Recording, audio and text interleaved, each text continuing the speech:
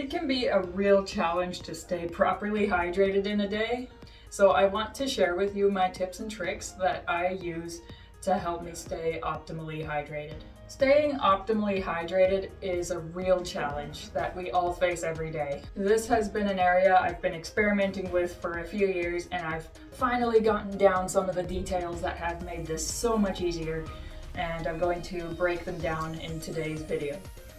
Welcome back to the channel. Thank you so much for watching. My name is Tiffany, and I'm going to dive into the optimal hydration routine that I've come up with that has given me a lot of benefits. For many years, I would run into a challenge where I would drink some tea, like say in the morning, and then over like the afternoon or evening, I would just get so thirsty and have to drink like a whole bunch of water or a whole bunch of tea or something. Then I would get up like once or twice during the night to use the bathroom because it's all just going right through. Sometimes, during the day I would get kind of dizzy, or I'd get a bit of a headache, and someone would be like, "Oh, you need to drink more water," and then I get frustrated because I'm like, how? I'm gonna go to the bathroom all night. And so I've learned that this comes down to a few things. One is the diuretic effects of coffee and tea. Another is the timing and the rate of consumption. This was something I adapted from a book on body ecology by Donna Gates. This book honestly changed the way I approached my diet and everything I consume. It has benefited me hugely. Out of all the books I have tried on diet adjustments, this one has been the most effective for me. All the others have helped in various ways, but this one is, I consider, my foundation. I definitely recommend picking up a copy regardless of whether you suffer from any gut issues or not. Just getting healthier and having a good microbiome is essential for optimal health and for ultimately the health of your future children as you pass on bacteria to them. So yeah, it's extremely important for health, for immunity, and for preventing unnecessary allergies. One thing that's touched on in the book is drinking an 8-ounce cup of water every morning when you get up. When your stomach's empty, when things haven't moved yet, it just kind of helps get things kind of started before you go on to eating and stuff later. I took this and made it a full liter cup. I love jars. I save jars from nut butters, pickles. I'll take a liter jar like this and fill it up with water the night before, leave it on my bathroom counter. So that way when I get up in the morning and go into the bathroom, I see my jar of water there and I can just drink it right away. I've done other things with that routine by adding some lemon juice to the water, or like a pinch of sea salt to make it more hydrating and give me some electrolyte boost. I've gone like full out where I heat up the water in the kettle a little bit just till it's just nice and warm. Then I add my salt and my lemon juice and have that, and it's so nice. It just feels so good. It's so cleansing and hydrating and refreshing going in, and it just gets things moving. After I have lemon water, by the way, I follow it up with a glass of clean water just to make sure it doesn't sit on my teeth, and then I brush my teeth after. So after that first liter of water, when it gets things moving through my system, I find it helps wake me right up.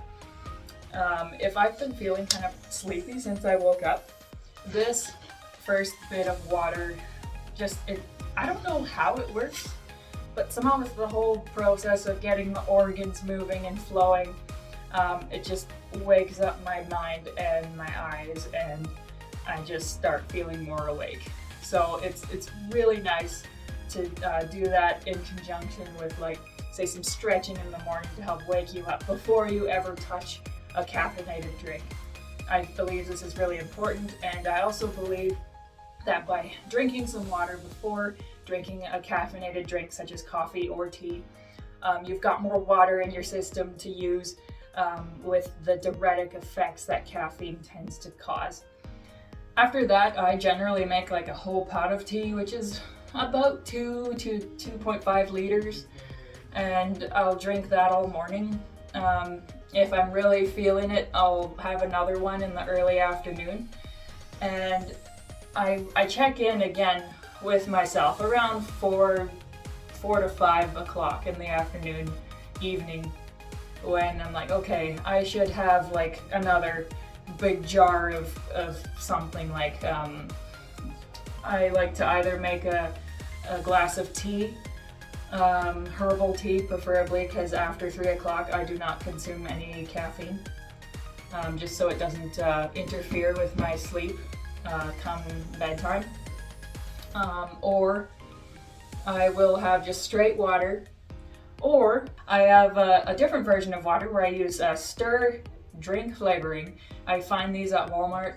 Put a little lime or lemon juice in the bottom of the jar, fill it with cold water, and then add a squirt of the drink flavoring to it.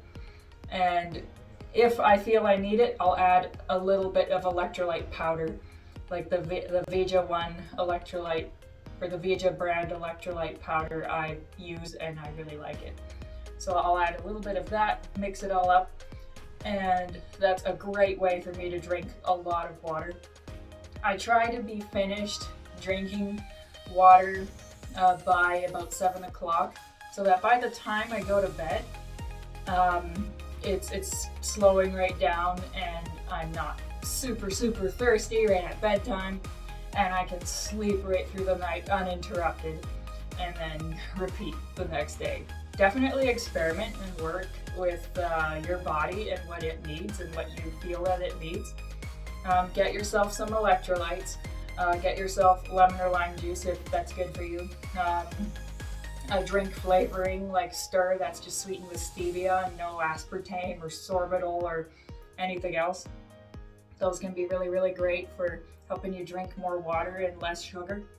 I include the amount of tea or coffee as part of my water quota for the day.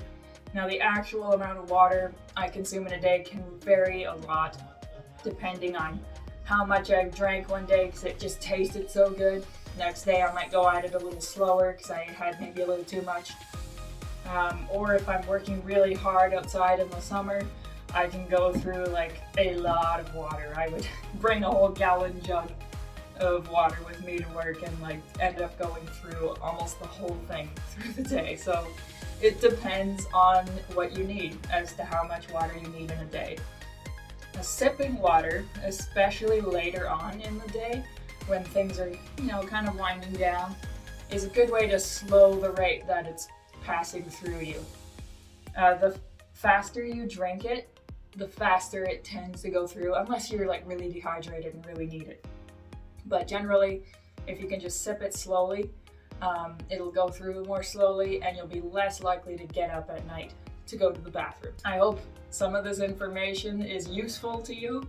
Let me know in the comments what you have done, what you've tried. If you've done some experimenting with this, I would really love to hear about it. Try to stay away from too much sugar, too many energy drinks, pop, stuff like that. It's a lot of liquid sugar. Try to stick to water, tea, and occasionally coffee. Unsweetened is better. Treat yourself well. Thank you for watching. If you haven't already, given a like and subscribe to this video, please do so. Thank you so much, and I will see you the next time.